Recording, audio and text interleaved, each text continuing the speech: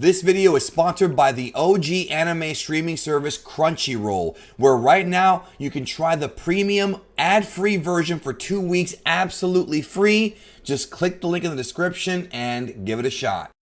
Alright, so our last look at the prequel trilogy movies. I've been reviewing, or revisiting, I guess you could say, not really a review, Phantom Menace, Attack of the Clones, and now Revenge of the Sith after watching the Clone Wars. Probably the most important movie to talk about, and without question the most important prequel, and the one prequel that most people say is a good movie, is a good prequel, and it really is the best of the prequels in my opinion. There are issues with the film, which I'm going to discuss, but this is my first time watching it in about, I want to say, 4 years, and there are things that I think still hold up, and there are things that in my opinion are a little bit weird after seeing Clone Wars. First and foremost, you can tell that there are a few different sort of logic holes here from the Clone Wars story to the Revenge of the Sith story. Now, I'm going to get this out of the way first of all. I've already reviewed Attack of the Clones. I've already reviewed Phantom Menace, but I'm going to repeat some things here. Number one, the sound design is amazing.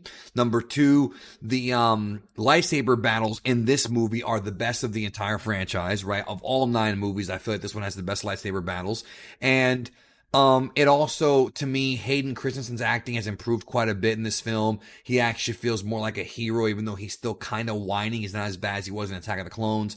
And the story, to me, there are some weird things about the story, but it is a thing where it's like, we'll get to it, but it is, in my opinion, Revenge of the Sith is a very fun movie, but it's not like a well-made sort of classic film like the original trilogy is. To me, it's a fun movie, and I think that's why most people love this movie. If this is your favorite Star Wars movie, like, ever, I can't even blame you, because the one thing the movie does is that it's not boring at all. There is no scene in this film that I feel is boring, but unfortunately, because of that, the movie does feel very rushed. Now, like Attack of the Clones, this film does have a 4-act structure, but it is a thing where I kind of wish the movie was kind of stretched out to being 3 hours, because it's very fast-paced. Not quite as much as Rise of Skywalker, but Lucas tried to cram in a lot of stuff. And a lot of folks talk about how, he should have just had Attack of the Clones be episode 1 and then had episode 3 be sort of 2 parts. Like,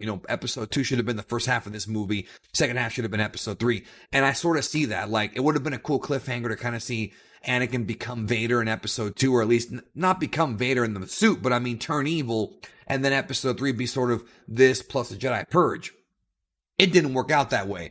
We can't go back in time and change that. But they crammed a lot into this film, and the final 5 minutes feels so like, it's like Lucas was trying to cram in everything. We had to cram in Padme's death, Vader getting the suit. We had to cram in the twins, Bail Organa with baby Leia, and then Luke going to the Lars homestead on Tatooine. All that had to be crammed in, and to me it does kind of feel like the movie was very rushed.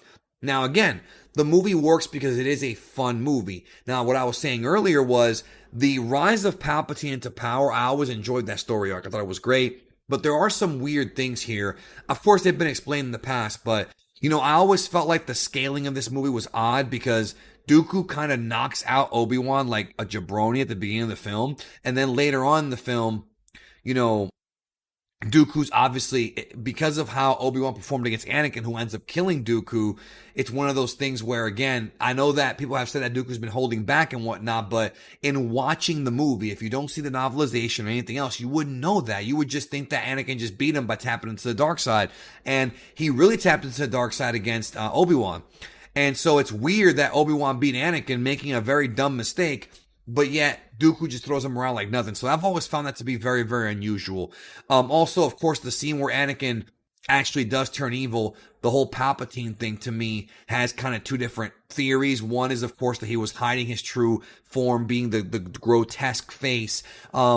Because that's in the novel. He was hiding that from Anakin. That's how he really looks like. And the other theory, of course, is that his face got all mangled up because of the lightning. So, why would you mess up your own face just to turn Anakin? It's just very, very weird stuff in this movie. Some weird decisions that, to me, even to this day, even though they might make sense if you read the comics and things like that, the movie itself, forget all that other crap, the movie itself has issues. Also, I find it weird that Grievous and Anakin act like they don't know each other, which when Lucas wrote the story, they didn't know each other, but all of a sudden, you know, in Clone Wars, they know each other, but here they're like, oh, you're shorter than I expected, and all these different things that are just, you know, it's just weird. Like, Clone Wars actually created more plot holes. There are more plot holes because of Clone Wars, and that's one thing that I definitely noticed watching it upon this time. There's way more than that. I'm just naming a couple.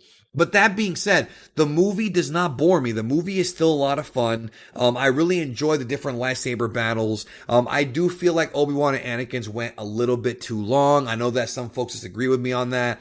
And when I was younger, I loved it because of how long it went, but I honestly found the Yoda Palpatine one to be even more interesting. And obviously that fight was thrown in there for fan service. There was no other reason to have that fight because Yoda did, of course, retreat. Now, when you watch this movie and you don't know that the Force told Yoda that he needed to retreat because there was a bigger picture, aka Luke, that he needed to be a part of to survive. If you watch this movie without knowing that, you're going to think Yoda's a coward. That's another problem with the movies, that it kind of establishes Yoda as being this coward that ran away. Again, if you watch just the movie. So, besides that, though, the fight with Yoda and Palpatine is great. Not just with him throwing, like, the Senate at him, you know, literally, but also, like, Yoda taking the Force lightning and blocking him by hand, which we did see Dooku do, or you see him do on Dooku in Episode 2. Yoda was the first character in Star Wars that we actually see on screen blocking lightning with his hand. And not just that, he was able to reverse it and make this little ball of lightning and just fling it back at the Emperor, and they both get knocked off the thing. And it's pretty cool, yo. I like how these are two masters who know the Force better than anybody else in the movie. Even though Anakin might have more midi-chlorians, they still have more knowledge of the actual living Force than anybody else. And they're sitting there having this awesome duel. So to me, it'll always be this legendary battle that I loved. But like I said, the Obi-Wan and Anakin, the whole stuff where they're swinging around those pendulums, it takes too long. But the fight itself is fine. You know, I thought Grievous and Obi-Wan was kind of dumb because if he knew the Force, he could have just beat him with that instead of just knocking his arms off. You know, I think it could have been a lot cooler if they had actually shown us that Grievous knew the Force, but they had to limit his abilities. But I do love, you know, when Obi-Wan has to kill him with a blaster and say how uncivilized. Like, you know, one thing we got to talk about, of course, is the incredible performance of Ewan McGregor really studying Alec Guinness in the original trilogy and nailing that part. I loved it so very much. Loved it. He is an incredible talent. Mace Windu does a lot of, you know, Sam Jackson does a lot of good stuff here.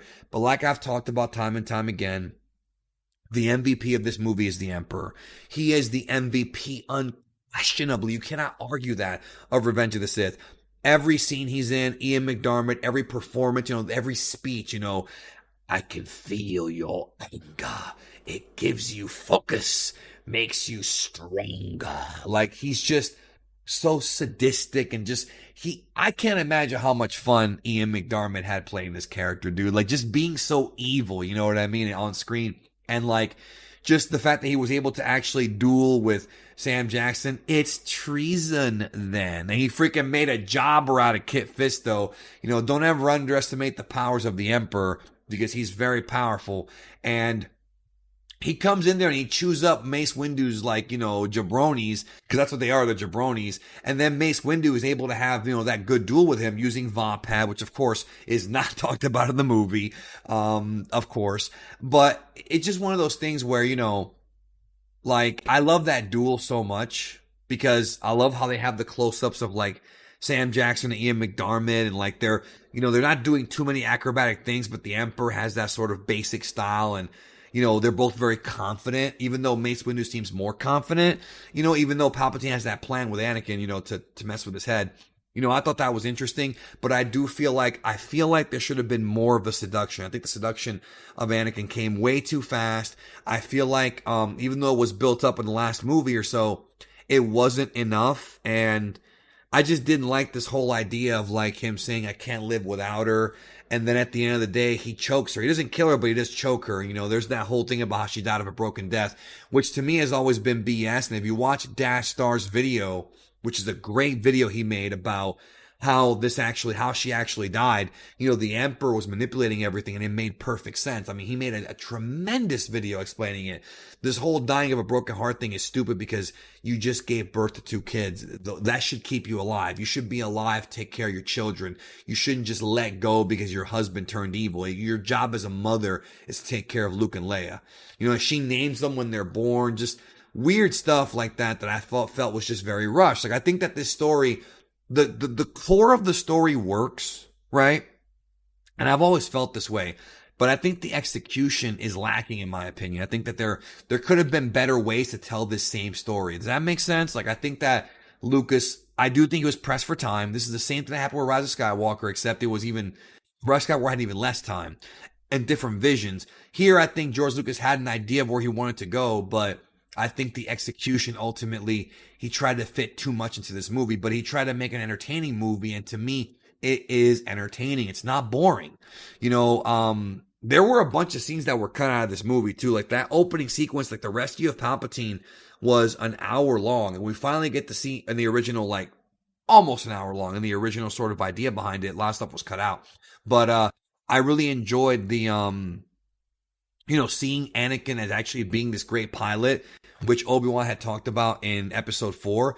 We don't really see that until this movie. But, like I said before, if you watch the Clone Wars does make, the TV show does make Anakin way more likable. And watching this, I mean, there was no references whatsoever to Ahsoka Tano. I just knew in the back of my head, okay, this came out first. Ahsoka had not been created yet. Like, I just knew, but also it makes the movie even more, it does add a layer to the film.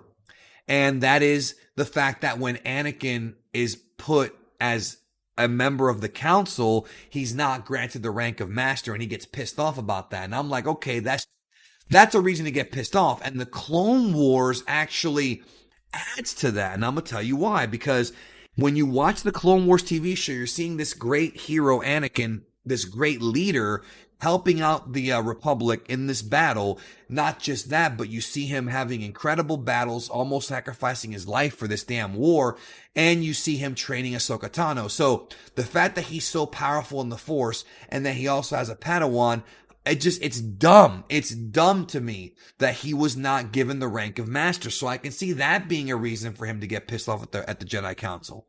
But also him killing Mace Windu, a guy who he has respected for so long, even though obviously he's closer to Palpatine, to me has always been weird. But if you watch the Clone Wars, it was like he was so frustrated at the fact that he tried so hard in this damn war, which Palpatine had manipulated from day one, and he didn't even tell Anakin. Like, I wonder if Anakin ever realized, maybe in Return of the Jedi when he killed Luke in those last moments, if he ever realized that Palpatine was the guy in charge of everything. It's almost like he never knew. But he did, however, there was a comic that came out where he realizes that he didn't kill Padme, and then he contacts Palpatine and he cracks like I love that comic. I think it was one of the early Darth Vader comics during the Disney run, the Marvel run, where he cracks like the freaking ship. Like, dude, that was incredible. So it's almost like he was starting to learn right then and there, so many years later, that Palpatine was indeed manipulating him, and, obviously him being in the suit, that whole like, I hate that scene. I was happy that James Earl Jones came back for it, but I absolutely despise that. Just again, poor execution with good ideas for that kind of stuff.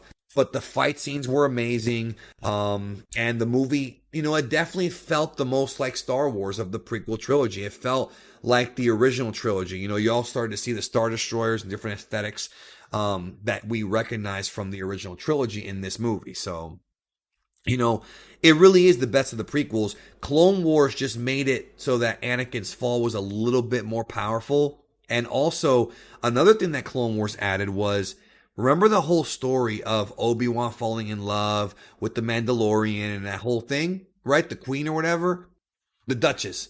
That, I think, added a layer to this movie, because when Obi-Wan finds out that Padme is pregnant with Anakin's baby, I've always felt, after watching Clone Wars, and it really got thrown in my face again, that And Obi-Wan in Clone Wars even says the Jedi Council doesn't agree with them. Like Obi-Wan during this time was starting to think what Ahsoka and Anakin were thinking. Like, this Jedi Council's got some problems. I respect Master Yoda and Mace Windu, but these guys are kind of pricks. And it's like he was starting to realize, like, I fell in love almost. I mean, he pretty much did fall in love. Anakin and Padme love each other. I feel like if Anakin had not gone to the dark side, I feel like at some point when it became public that Anakin and Padme were together and married, I feel like he would have taken Anakin's side. He would not have taken the council side. He would have taken Anakin's side and said, okay, like, you know what? This guy's a great warrior. Helped us win and again, now that's a what if story. Helped us win the Clone Wars.